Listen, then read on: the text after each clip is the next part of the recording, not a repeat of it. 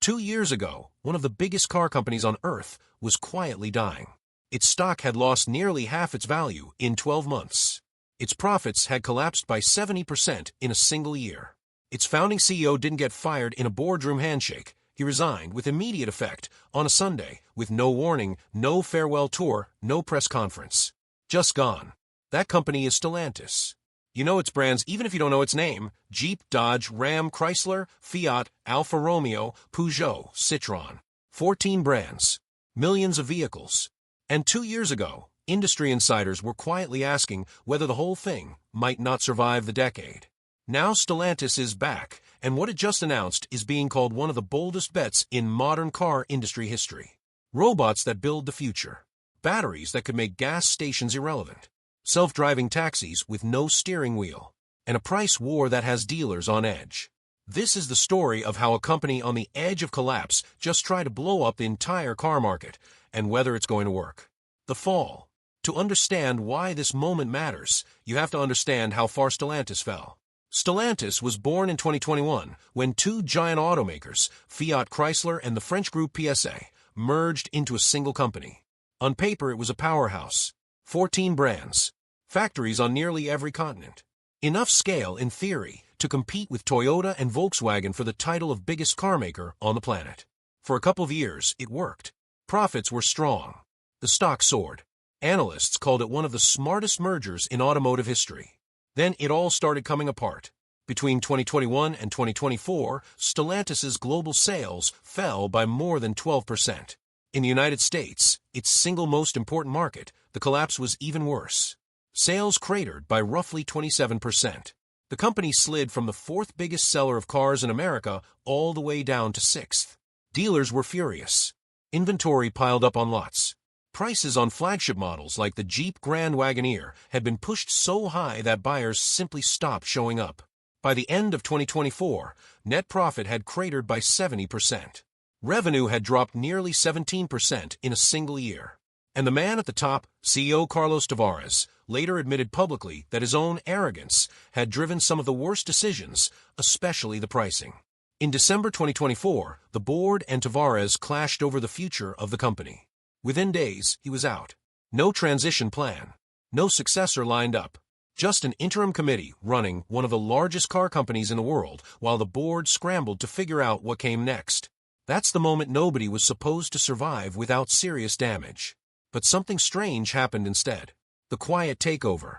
While the headlines were busy writing Stellantis' obituary, the company was doing something most struggling giants never managed to do fast enough. It found the right person, and it stopped hesitating. After a 6-month search, the board landed on Antonio Filosa. Not a flashy outsider brought in to shake things up with a big personality. A 25-year company veteran who had run plants in Brazil, led operations across Latin America, and had most recently been the CEO of Jeep itself, the brand that was bleeding the worst. Filosa took over in June 2025 with almost no honeymoon period. Weak sales. A bloated 14-brand portfolio with several brands barely breathing. A dealer network in open revolt. And a U.S. market share that had fallen from over 11% to just 8%. Here's the part that made industry watchers sit up, though. Filosa didn't just start cutting. He started rebuilding, fast, and in directions almost nobody expected from a company that was supposedly in survival mode. Within weeks, he was walking factory floors, meeting hourly workers, listening to dealers who'd been ignored for years. Within months, he was quietly assembling something much bigger. And that's when the real story begins. The price move nobody saw coming.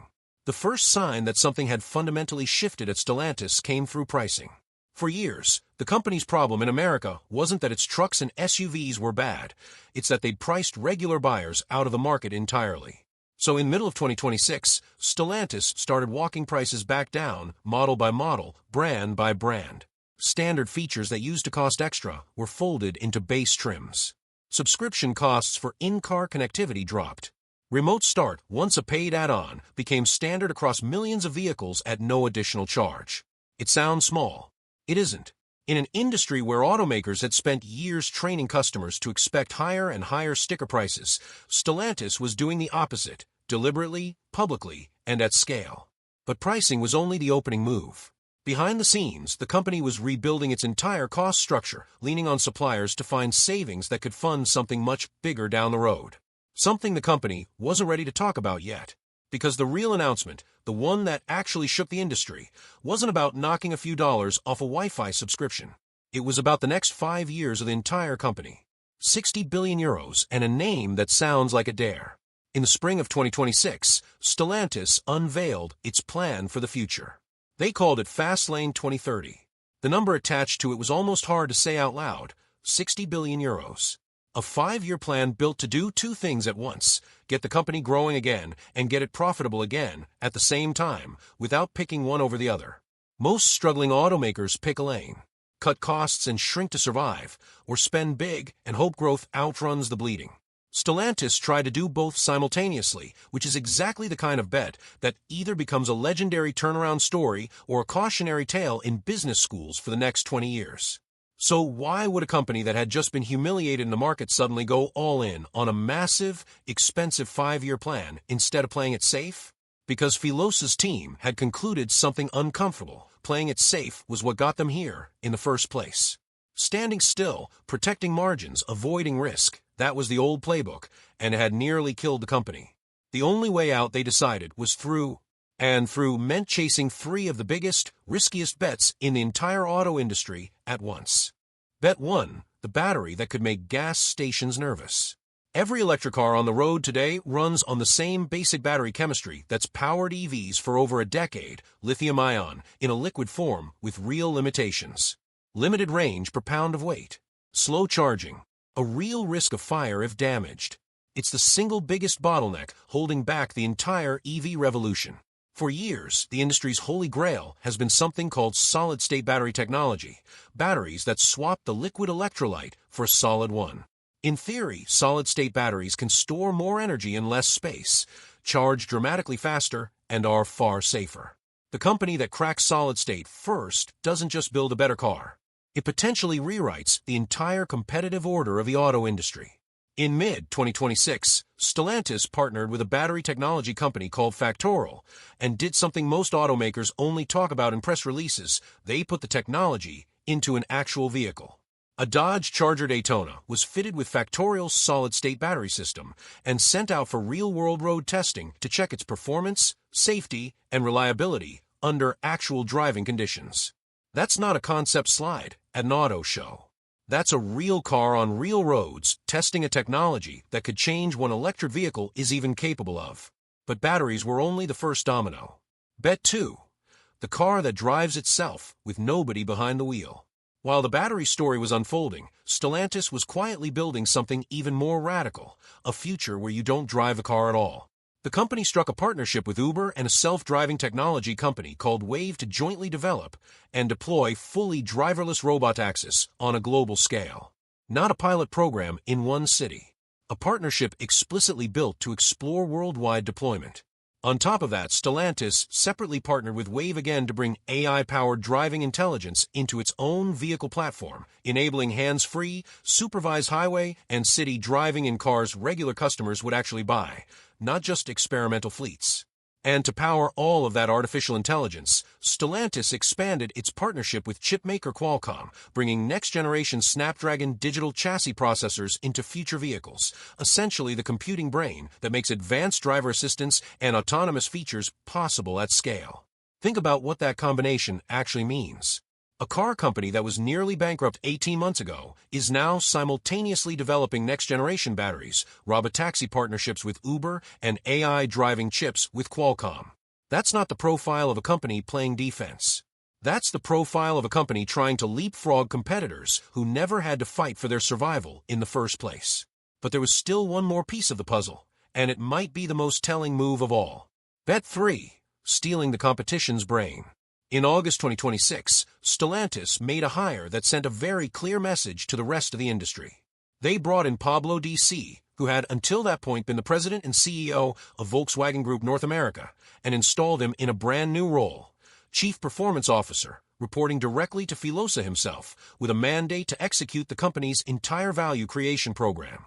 Read that again. Stellantis didn't just hire an outside executive. They pulled the head of one of their biggest global rivals' North American operations and put him in charge of making the turnaround actually happen. Around the same time, they also installed new CEOs at both Ram and Jeep, two of the exact brands that had been bleeding the worst during the collapse. This is where you start to see the real shape of a strategy. It wasn't a single flashy announcement.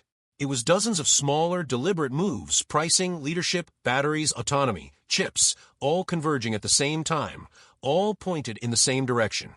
And the early results suggest it might actually be working. The numbers that surprised everyone.